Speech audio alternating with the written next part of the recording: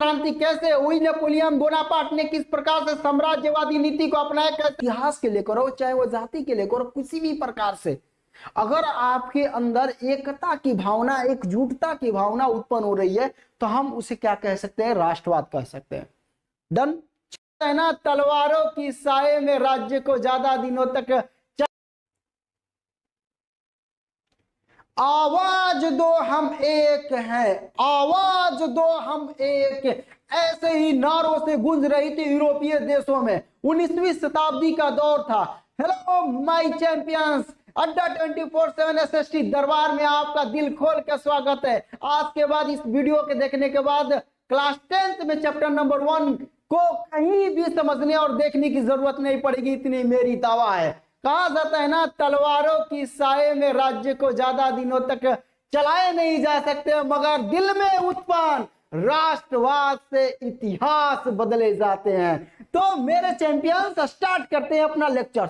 यकीन मानिए मैं इस लेक्चर को इतने 2-3 भागों में बांटकर पढ़ाने वाला हूं जो एकदम आपको जीरो लेवल से होगा और अच्छे तरीके से समझ में आ जाएगी, ये मेरी फुल गारंटी है। भाई यूरोप क्या है?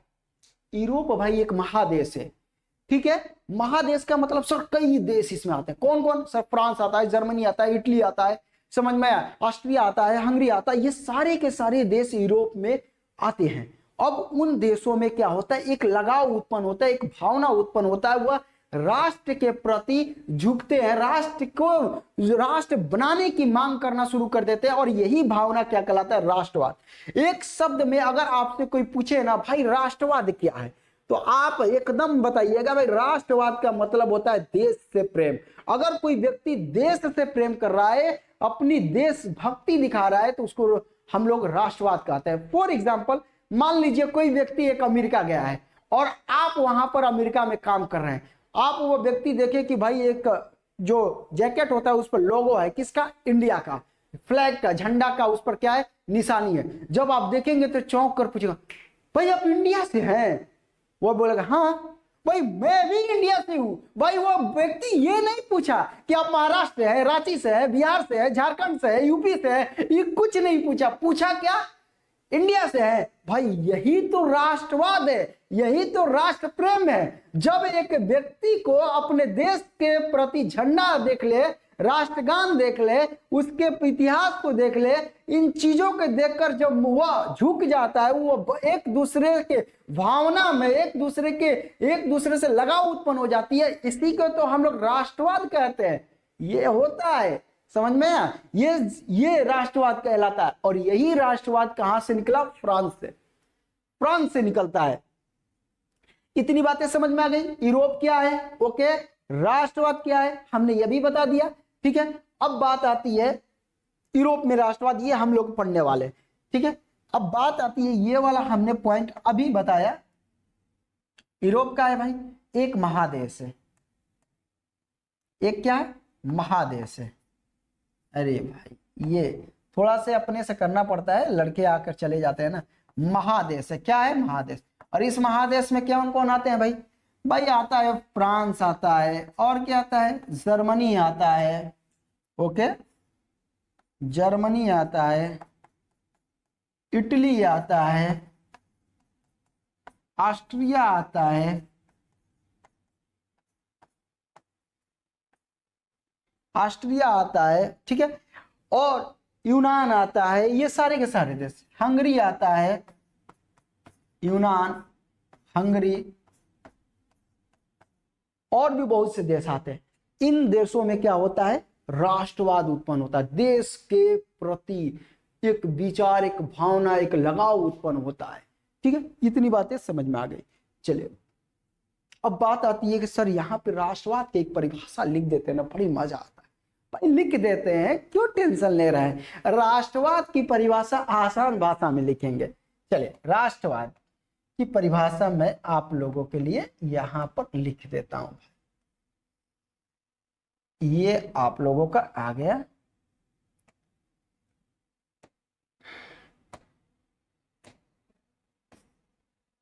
अच्छा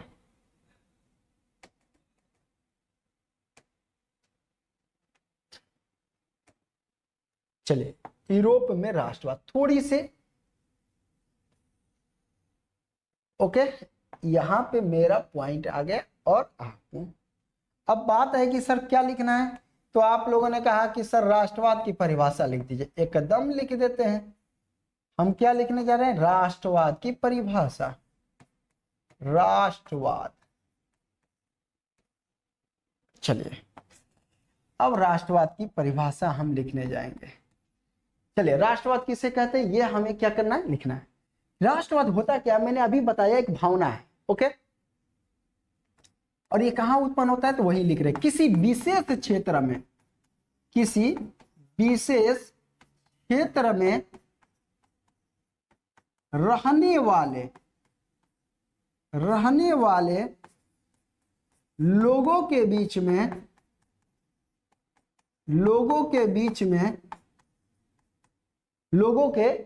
में जाति, धर्म, भाषा, संस्कृति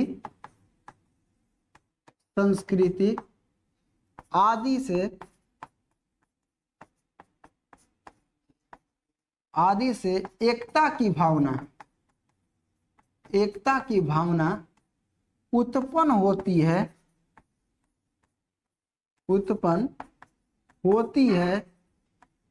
उसे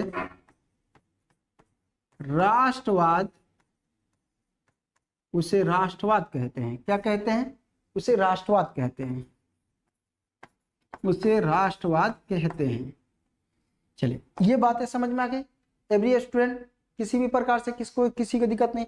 किसी विशेष क्षेत्र में रहने वाले लोगों के बीच में क्या होता है, एक भावना उत्पन्न होती है भाई, चाहे वो संस्कृति के लेकर हो, चाहे वो भाषा के लेकर हो, चाहे वो इतिहास के लेकर हो, चाहे वो जाति के लेकर हो, किसी भी प्रकार से अगर आपके अंदर एकता की भावना, एकजुटता की भावना उत्पन्न हो रही है, तो हम उसे क्या कह सकते हैं, राष्ट्रवाद कह सकते हैं। डन, चलिए डन, आगे बढ़ते हैं हम लोग। चलिए ये बातें हैं राष्ट्रवाद की अवधारणा। अब यहां पे बातें आती है कि राष्ट्रवाद की भावना के बारे में सर आपने बता दिया। देखिए बच्चों, मैं साफ बात बता देता हूं कि अगर मैं आपके जगह पे रहता और क्लास 10th की तैयारी करता और इस चैप्टर की तैयारी करता, तो मैं इस चैप्टर को 3 भागों में बांटता। एक बांटता कि राष्ट्रवाद जो उत्पन्न हुआ भाई कैसे हुआ, क्यों हुआ, तो वह है फ्रांस की क्रांति। इसका मतलब सर पूरा का पूरा फ्रांस की क्रांति पढ़ना है, बिल्कुल आप फ्रांस की क्रांति पढ़ लीजिए। फिर क्या भाई, फ्रांस की क्रांति के बाद क्या हुआ, फ्रांस की क्रांति जब होता है तो अगल बगल के जितने भी देश है उनमें भी क्रांतियां उत्पन्न हो जाती है, उनमें भी राष्ट्रवाद की भावना तेजी से फैलने लगती है। तो कौन सा देश, इटली। इटली को मैंने अलग ही रख दिया। उसके बाद कौन, जर्मनी। यानी इस बात को अगर मैं समझाना रहता तो इस बात को मैं अच्छे तरीके से ऐसे समझा देता। चलिए कैसे, मैं क्या करता, इस चैप्टर में 3 भागों में बांटता। कितने भागों में, 3। सबसे पहले मैंने रखा फ्रांस की क्रांति। फ्रांस की क्रांति क्योंकि भाई जो राष्ट्रवाद जो शब्द है वो फ्रांस की क्रांति से ही निकल कर आया, फ्रांस की क्रांति के कारण ही उत्पन्न हुआ। तो जब फ्रांस की क्रांति से ही राष्ट्रवाद उत्पन्न होता है तो सबसे पहले हमें फ्रांस की क्रांति के बारे में पढ़ना पड़ेगा। फ्रांस की क्रांति कैसे हुई, नेपोलियन बोनापार्ट ने किस प्रकार से साम्राज्यवादी नीति को अपनाया, कैसे वो इटली को जीता, कैसे वो जर्मनी को जीता, किस प्रकार से उसने यूरोप में राष्ट्रवाद की भावना को उत्पन्न करके हिला कर रख दिया, आखिर वो कैसे। तो सबसे पहली बार हम लोग फ्रांस की क्रांति के बारे में पढ़ेंगे, तब जानेंगे कि उसके आगे के बारे में क्या हुआ। वह फ्रांस की क्रांति हुई तो इटली में भी क्रांति हुई, जर्मनी में भी क्रांति हुई। इस प्रकार से यूरोप में फ्रांस से शुरू हुई, इटली, जर्मनी, यूनान, ऑस्ट्रिया, हंगरी, ये तमाम प्रकार के देशों में जबरदस्त रूप से आग लगती है राष्ट्रवाद का, और पूरा का पूरा यूरोप का मानचित्र चेंज हो जाता है। ये था, तो पहले हमें इसे समझना पड़ेगा। तो मैं आपके जगह पे रहता तो ये तीनों बातों को ध्यान रखता। सबसे पहले मैं क्या पढ़ता, फ्रांस की क्रांति। ओके, फ्रांस की क्रांति पढ़ते भाई। सबसे पहले मैंने बोला फ्रांस की क्रांति। फ्रांस की क्रांति के कारण ही क्या हुआ, जर्मनी की क्रांति, इटली की क्रांति देखने को मिली। इटली की क्रांति, इटली की एकीकरण, क्योंकि इटली का एकीकरण इसी राष्ट्रवाद का देन था, तभी जाके हुआ। अगर इटली की एकीकरण कभी नहीं होता अगर राष्ट्रवाद उत्पन्न नहीं होता तो, क्योंकि लोगों के बीच में कोई भावना ही नहीं था। बगल में खड़ा है भाई, को नहीं जानते हैं, कहाँ है, हम राजा रानी को पूछते हैं, राजा रानी को जानते हैं, क्या हो भाई, कोई ना हो, ये काम बा। जब राष्ट्रवाद जब उत्पन्न हुआ, अरे भाई हम एक ही क्षेत्र के हैं, एक ही देश के हैं, एक ही मिट्टी के हैं, एक ही संस्कृति के हैं, एक ही सभ्यता के, एक ही भाषा के हैं। जब बोलने लगे तो सब लोग इकट्ठा होने लगे, राजा रानी का हटाइए, नहीं होगा राजा रानी, सब लोग एक होंगे, सब समान होंगे, एक राष्ट्र होगा, एक झंडा होगा, एक हम लोग का राष्ट्रगान होगा, एक सिक्का होगा, एक मापतौल होगा, बांट के रखेंगे। नहीं, ये राष्ट्रवाद के कारण तब न जब में इटली का एकीकरण हुआ, तो इस बात को भी समझना है। ओके, तो ये बातें हमें समझनी है बाबू। ये हो गया इटली के क्या, इसके बाद क्या हुआ सर, भाई इटली के एकीकरण के बाद जर्मनी का भी एकीकरण साथ साथ हुआ है, यानी फ्रांस की क्रांति के कारण इटली के एकीकरण हुआ, इटली के एकीकरण के बाद आपको जर्मनी के एकीकरण हुआ, क्योंकि ये राष्ट्रवाद की भावना जिन जिन देशों में जा रही है उसका एकीकरण करता जा रहा है, एकीकरण करता जा रहा है। ओके, अब यहां पे हम लोग इसके बाद कौन, जर्मनी, यहां पे लिख देते हैं जर्मनी, जर्मनी का एकीकरण, जर्मनी का एकीकरण। ओके, जर्मनी का एकीकरण, जर्मनी का एकीकरण।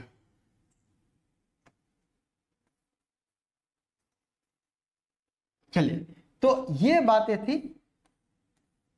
तो सबसे पहले हम पढ़ेंगे फ्रांस की क्रांति, फिर पढ़ेंगे इटली के एकीकरण, फिर पढ़ेंगे जर्मनी का एकीकरण।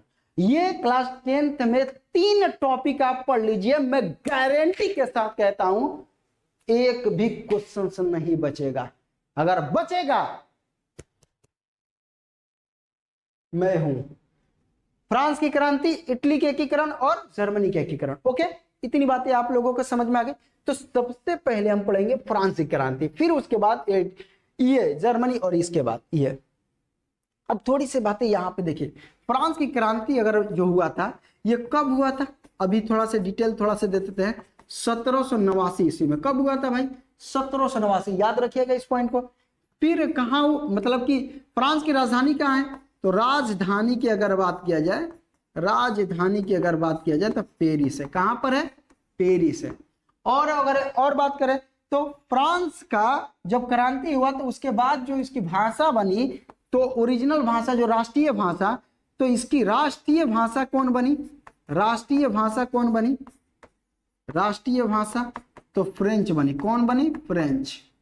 ठीक है, ये अच्छा। फ्रांस की जब क्रांति हो रही थी तो उस समय का राजा कौन था, क्योंकि वहां राजा को लुई कहा जाता था, लुई 14वां, लुई 15वां, लुई 16वां कौन था, तो सबसे पहले अगर बात किया जाए तो वहां का राजा जो था लुई उस समय 16वां था। लुई कौन था, लुई 16वां था।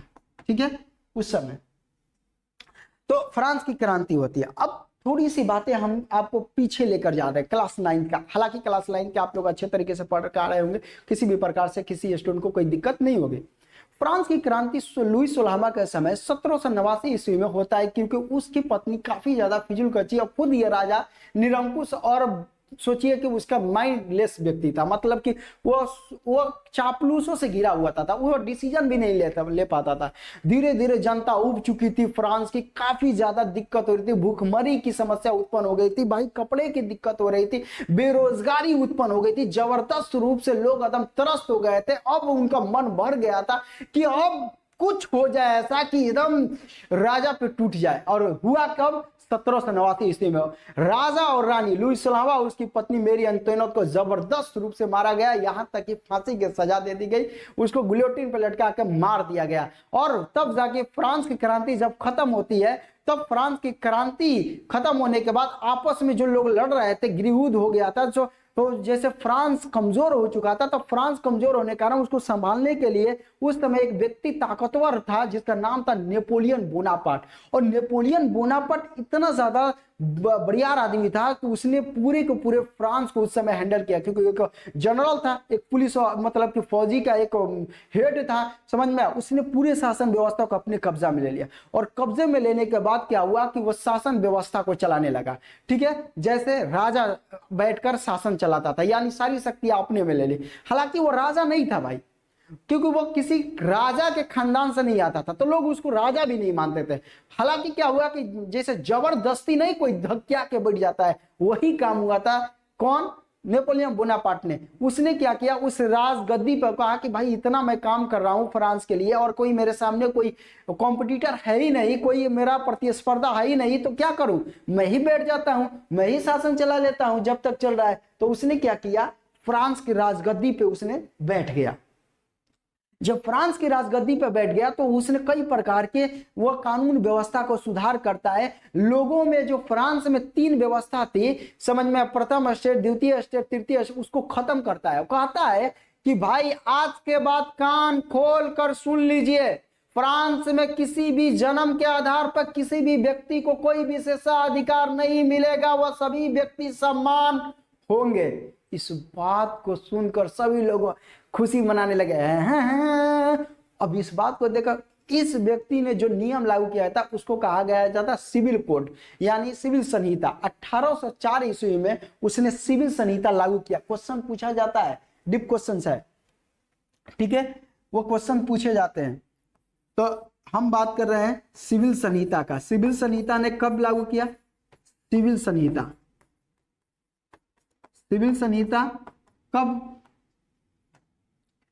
कब लागू किया गया? तो 1804 में। किसके द्वारा? तो बाई नेपोलियन बोनापार्ट। किसके द्वारा? Napoleon Bonaparte. Okay, Napoleon Bonaparte. भाई नेपोलियन बोनापार्ट सच में एक बंदा था, गजब, मतलब कि था उसमें। नेपोलियन बोनापार्ट ने शासन व्यवस्था को संभाल कर चलाने लगा। उसने कई प्रकार के सुधार भी किए। जब उसने एक नीति अपनाया, कौन सी नीति? उसने कहा कि मैं सिर्फ यूरोपीय देशों को अपने अंडर का नहीं करूंगा, पूरे दुनिया को जीतूंगा। साम्राज्यवादी नीति अपनाया। उसने कहा कि मेरा एरिया यहीं तक क्यों रहेगा, फ्रांस के बाहर भी रहना चाहिए भाई। उसने क्या किया, तो अपनी साम्राज्यवादी नीति के कारण उसने इटली को भी जीता, उसने जर्मनी को भी जीता, उसने अगल बगल के एरिया को भी जीतना शुरू कर दिया। तो इस प्रकार से जब उसने इन सभी क्षेत्रों पर अपना जीत हासिल करना शुरू कर दिया, तब जाके यूरोप में हड़कंप मच गया।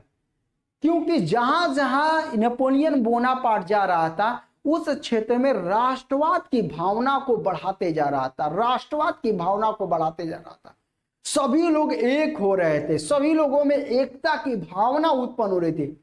तो जो लोग यूरोप में ये नहीं चाहते थे कि राष्ट्रवाद की भावना बढ़े, जो लोग नहीं चाहते थे कि देश उनका कोई देश बने, राजा रानी का कोई निशान, मतलब कि निशान रहे, यानी राजा रानी हमेशा चलते रहे, ये लोग जो चाहने वाले, जिसको हम लोग निरंकुश बोलते हैं, रूढ़िवादी व्यक्ति बोलते हैं, जो किसी भी प्रकार से परिवर्तन नहीं चाहते, ऐसे व्यक्तियों ने नेपोलियन बोनापार्ट को मारने की योजना बना ली।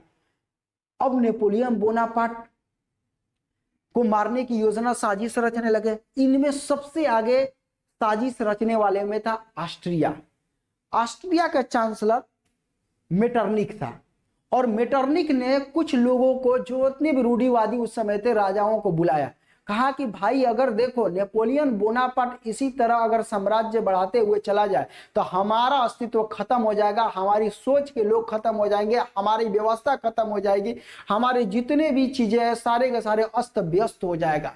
इस बात को लेकर लोगों ने कहा कि बिल्कुल सही बोल रहे हैं आप मेटरनिक भाई, क्या किया जाए? कहा कि क्या किया जाए, नेपोलियन बोनापार्ट को घेरा जाए और उसको मार दिया जाए। लोगों ने कहा कि ठीक है। इसमें मारने वाले लोगों में इंग्लैंड भी था, रूस भी था, ऑस्ट्रिया भी था, समझ में, प्रसा भी था। ये सभी देशों ने मिलकर नेपोलियन बोनापार्ट को क्या कर दिया? मार दिया। नेपोलियन बोनापार्ट को मार दिया, खत्म कर दिया। 1815 ईस्वी में इन्होंने ऑस्ट्रिया की राजधानी वियना में एक सम्मेलन बुलाया और उस सम्मेलन का नाम था वियना सम्मेलन। उस वियना सम्मेलन के बाद नेपोलियन बोनापार्ट का अस्तित्व खत्म होता है और एक नया युग की शुरुआत होती है जिसका नाम था मेटरनिख युग। और मेटरनिख युग की शुरुआत से के कारण ही पूरे के पूरे नेपोलियन बोनापार्ट के द्वारा जितने भी क्षेत्र जीते गए थे वह सारे के साथ सारे क्षेत्र आपस में बांटकर उन निरंकुश राजाओं को हाथों में शासन दे दिया जाता है। जैसे फ्रांस में फिर से बुर्बो वंश की स्थापना कर दिया जाता है और बुर्बो वंश जो बुर्बो वंश के राजा थे वो काफी ज्यादा निरंकुश और प्रतिक्रियावादी व्यक्ति थे, कभी साथ नहीं देते जय जनता का। तो ये सारी की सारी प्रोसेस है बाबू, सारे के सारे फ्रांस की क्रांति से क्या है जुड़ा हुआ चीज है। ठीक है, इन सारे क्वेश्चंस एग्जाम में पूछे जाते हैं। अच्छा, अगर आपसे हमने यहाँ पे एक बात बोला कि वियना सम्मेलन कब हुआ, वियना सम्मेलन अभी हमने बताया वियना सम्मेलन कब हुआ, तो आप लोगों को मालूम होना चाहिए ना वियना सम्मेलन कब हुआ। तो 1815 ईस्वी में। कब हुआ? 1815 ईस्वी में। और अगर बात बताना चाहूं मैं तो भाई वियना सम्मेलन की अगर बात किया जाए तो कहां पर हुआ था, तो हम बताएंगे ऑस्ट्रिया के राजधानी वियना में। वियना एक शहर है, वहीं पर यह राजधानी था।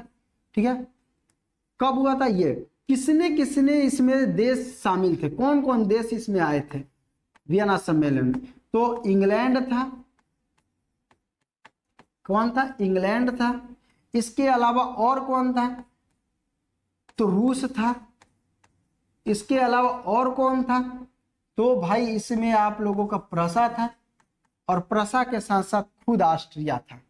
ठीक है, ये ऑस्ट्रिया था। ये सभी ने मिलकर क्या किया, नेपोलियन बोनापार्ट को हरा दिया।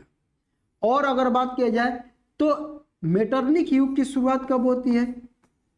मेटरनिख युग की शुरुआत कब होती है? युग की शुरुआत, तो मेटरनिख युग की शुरुआत 1815 ईस्वी में होती है और लास्ट कब खत्म होगा? 1848 ईस्वी में। ओके, तो ये बातें थी कुछ बेसिक पॉइंट जो आपको एकदम जानना जरूरी है, तभी जाके कनेक्शन आपको बीटी बन पाएगी। ठीक है, आते हैं अपना मेन स्लाइड पर। अब हमारा अगर देखिए भाई, साफ में बता देता हूं कि मैं एनसीईआरटी और एससीईआरटी दोनों यहां पर कंटेंट लेकर आया हूं। आप जब एनसीईआरटी का पेज खोलेंगे तो एनसीईआरटी में एक फिगर है 1848 ईस्वी में उस समय बनाई गई थी। उसमें बनाया गया था, उस फिगर में यह बताई गई है कि बहुत से देश अपने झंडे लेकर क्या कर रहे हैं, स्वतंत्रता की जो देवी है, जो लिबर्टी ऑफ स्टैचू है, उस स्वतंत्रता के देवी की ओर जा रहे हैं। उस फिगर में यह भी बताया गया है कि ऊपर आसमान में एंजल है यानी काफी देवता हैं और ईश्वर भी है यानी ईसा मसीह, और सबको आशीर्वाद दे रहे हैं, सपोर्ट कर रहे हैं कि बिल्कुल सही है, आप अपनी स्वतंत्रता की ओर जाइए। और नीचे कुछ ईंटों के बिखरे हुए आपको कुछ मिलेंगे जो यह बता रहे हैं जितने भी निरंकुश शासन है, जो निरंकुशता को पालन करते हैं, जो प्रतिक्रियावादी व्यक्ति है, वो डिस्ट्रॉय हो रहे हैं, मतलब खत्म हो रहे हैं। इस प्रकार से उन्होंने ये फिगर दिखाया। बहुत से देखिए, इसमें भारत नहीं है भाई, पहले मैं बता देता हूं, हमारा इंडिया नहीं है यूरोप में, इस बात को ध्यान रखेंगे, ये आपको गलती से आ गया। बाकी ये सारे यूरोपीय फ्लैग्स हैं, यूरोपीय झंडे हैं। ये लिबर्टी ऑफ स्टैचू है, इस लिबर्टी ऑफ स्टैचू की ओर लोग आगे बढ़ रहे हैं, यानी स्वतंत्रता की देवी की ओर आगे बढ़ रहे हैं, और ऊपर से ईश्वरीय शक्ति भी इनको मिल रही है कि बिल्कुल बढ़ना चाहिए। जितने भी लोग हैं वो आगे बढ़ती है। बहुत से लोग इसको पार कर चुके हैं, बहुत से लोग अभी अभी पहुंचे हुए हैं, स्वतंत्रता को प्राप्त कर चुके हैं, राष्ट्रवाद को प्राप्त कर चुके हैं, मतलब कि स्वतंत्रता को प्राप्त कर चुके हैं, समझ में, गणतंत्र की ओर बढ़ रहे हैं। कुछ लोग अभी देश पीछे हैं, वो अभी उसकी तरफ जा रहे हैं। तो ये सारी की सारी बातें एनसीईआरटी में एक फिगर से शुरुआत करता है। तो ये बातें मैंने बताया है। अब राष्ट्रवाद के मतलब क्या होता है, तो राष्ट्रवाद का अर्थ होता है राष्ट्र के साथ प्रेम, समझ में आया, यानी उसके साथ प्रेम, भक्ति, समर्पण। राष्ट्रीय पहचान क्या हो सकती है भाई? राष्ट्रीय पहचान समान संस्कृति, इतिहास, भाषा, ये सारे मैंने अभी बताया। इसके अलावा एकता की भावना को राष्ट्र बढ़ाता है, और इसके अलावा नागरिक साझा और संकल्प और संप्रभुता, यानी एक दूसरे से वो भाईचारा के वह भाईचारा स्थापित करते, एक दूसरे को एक ही मिट्टी के एक ही भूमि के मानते हैं। तो इस प्रकार से पहली बार 19वीं शताब्दी ईस्वी में इस राष्ट्रवाद की परिकल्पना की गई थी। कब? तो 19वीं शताब्दी में, 19वीं शताब्दी में या सदी में, कई बात है, 19वीं सदी में राष्ट्रवाद शब्द का इस्तेमाल, राष्ट्रवाद शब्द का इस्तेमाल व्यापक रूप से होने लगा। क्या होने लगा? व्यापक रूप से। ठीक है, व्यापक रूप से होने लगा, इस बात को समझिएगा, व्यापक रूप से होने लगा।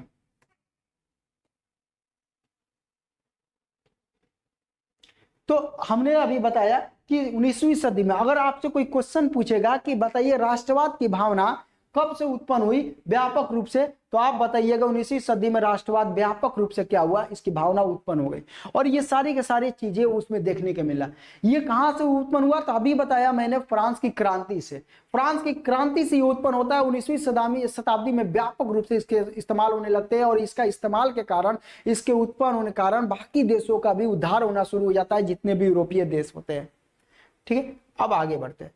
ठीक है, ये उस समय की बातें हैं और यहां पे लिखा हुआ है, यहां पे चेंज कर रहिएगा, ये है आप लोगों का भाई, ठीक है,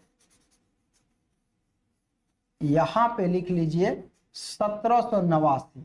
क्या लिखना है? 1789। चलिए, 1789 की क्रांति, 1789 ईस्वी में क्या हुआ था? फ्रांस की क्रांति हुआ था। और इसी फ्रांस की क्रांति ने राष्ट्रवाद को जन्म दिया। क्या किसको दिया? राष्ट्रवाद को जन्म दिया। निरंकुश राजतंत्र का अंत हो गया। बिल्कुल, फ्रांस की क्रांति जब हुआ तो हमने बताया कि लुईस 16वां जो जबरदस्त निरंकुश था, एक प्रतिक्रियावादी व्यक्ति था, उसका अंत हो जाता है और यहीं से राष्ट्रवाद की परिकल्पना होती है। फ्रांस की क्रांति में एक 3 शब्द आते हैं जो मूल रूप से पूछे जाते हैं, स्वतंत्रता, समानता और बंधुत्व। आपसे क्वेश्चन पूछा जाएगा कि फ्रांस की क्रांति से कौन से 3 शब्द निकले थे, तो 3 शब्द याद रखिएगा, समानता, बंधुत्व और स्वतंत्रता। ये 3 शब्द याद रखना है। कौन कौन? तो ये कौन कौन? तो हमने बताया स्वतंत्रता, समानता और बंधुत्व। ये 3 शब्द ऐसे हैं जो फ्रांस की क्रांति से निकल के आए हैं और एग्जाम में क्वेश्चन पूछे जाते हैं। फिर फ्रांस की क्रांति के माध्यम से नई राजनीतिक व्यवस्था उत्पन्न हो जाता है। नेपोलियन बोनापार्ट अपने शासन व्यवस्था को हाथ में ले लेता है, एक नई शासन व्यवस्था को चलाने शुरू कर देता है, कई प्रकार के सुधार करता है, वही सारी बातें बताया जाता है। और फ्रांस में लोग अपने आप को, देश को एक पितृभूमि मानना शुरू कर देते हैं, यानी उस फ्रांस को पिता की भूमि मानते हैं और उसके नागरिक अपने आप को मानना शुरू कर देते हैं। और कई प्रकार के वह झंडे, इसके अलावा शब्द, राष्ट्रगान, ये सारे के सारे चीजों को लेना वह शुरू कर देते हैं, जिससे उनमें राष्ट्रवाद की भावना तेजी से बढ़ती है। अब बात आता है नेपोलियन को उदय और प्रभाव। मैंने अभी बताया नेपोलियन का, ये व्यक्ति है भाई नेपोलियन बोनापार्ट। और ये नेपोलियन बोनापार्ट जो है वो काफी ज्यादा क्या थे, एक सेना थे जबरदस्त, उस सेना के प्रमुख थे। नेपोलियन बोनापार्ट ने क्या किया? 1804 ईस्वी में, 1804 ईस्वी में क्या किए? 1804 ईस्वी में उन्होंने सिविल संहिता लाया। मैंने अभी बताया 1804 ईस्वी में क्या किए? सिविल संहिता लाए 1804 में। तो जन्म पर आधारित विशेषाधिकारों का समाप्त कर दिया गया, जिसको नेपोलियन संहिता के नाम से जाना जाता है। यह क्वेश्चन एग्जाम में कई बार पूछा गया है। प्रशासनिक सुधार, भाई नेपोलियन बोनापार्ट ने प्रशासन में सुधार किया। उन्होंने फ्रांस को मजबूत बनाने के लिए सेनाओं को बढ़ियारी क्या करते थे? भर्ती करते थे, जो खराब बात थी। यूरोप पे प्रभाव, अब इसी फ्रांस के क्रांति के कारण इटली, जर्मनी, समझ में, यूनान, ऑस्ट्रिया, हंगरी, इन चीजों पे जबरदस्त रूप से प्रभाव पड़ता है और वहां के लोग भी जागरूक होते हैं और उन्होंने राष्ट्रवाद जो भावना है उसको प्रयोग करना शुरू कर देते हैं। उनमें भी बदलाव उत्पन्न होना शुरू हो जाता है। ठीक है, अब आता है वियना सम्मेलन। मैंने अभी आपको वियना सम्मेलन के बारे में बताया, एक बार यहाँ पे दिया गया है तो उस पॉइंट को भी मैं नोट करा दूंगा, कोई दिक्कत की बात नहीं है। हमने बताया कि जो वियना सम्मेलन हुआ था, वह वियना सम्मेलन कब हुआ था? तो 1815 ईस्वी में। हम जानते हैं कि यहाँ पर हम जान से इसको बताने के लिए आप लोगों को लिख दिया है 1815 ईस्वी में। यह पुरानी व्यवस्था फिर से क्या होता है? अथवा हो जाता है। तो मुख्य उद्देश्य यूरोप में शांति संतुलन और नेपोलियन द्वारा किए गए बदलाव को उलटना, शक्ति संतुलन ब्रिटेन पर, ये सारे के सारे लोग आ जाते हैं, राजतंत्र की फिर से वापसी हो जाता है, यानी फ्रांस में बुर्बो वंश की स्थापना हो जाती है। और बुर्बो वंश की जब स्थापना होती है तो एक राजा बनता है जिसका नाम था लुई 18वां। हालांकि वो बढ़िया आदमी था, किसी भी प्रकार से उसने किसी भी प्रकार से चेंजिंग नहीं किया। तो इस प्रकार से इन बातों को मैंने अभी अभी बता दिया, ये सारा का सारा पॉइंट मैंने आप लोगों को अभी अभी बताया, किसी भी प्रकार से बच्चे को दिक्कत नहीं होनी चाहिए। हम बात कर रहे थे फ्रांस की क्रांति में, ये फ्रांस की क्रांति की घटना है। फ्रांस की क्रांति के बाद, इनके बाद जब शुरू होता है तब जाके लोग इतना ज्यादा उब चुके रहते हैं। जब बुर्बो वंश की स्थापना होती है तो उस समय कौन अलग अलग राजा बनते हैं, तो उस समय 1830 की क्रांति होती है जिसको जुलाई की क्रांति कहते हैं। फिर आप लोगों का 1848 ईस्वी में क्रांति होती है और पूरा का पूरा शासन व्यवस्था को चेंज करके अब फ्रांस में एक नई शासन व्यवस्था का उदय होता है, एकदम एक्यूरेट और अच्छे तरीके से। तो इस प्रकार से ये सारी की सारी बातें हम लोगों ने देखा है। तो थैंक यू फॉर वॉचिंग, फिर मिलेंगे नेक्स्ट वीडियो में। जय हिंद, जय भारत।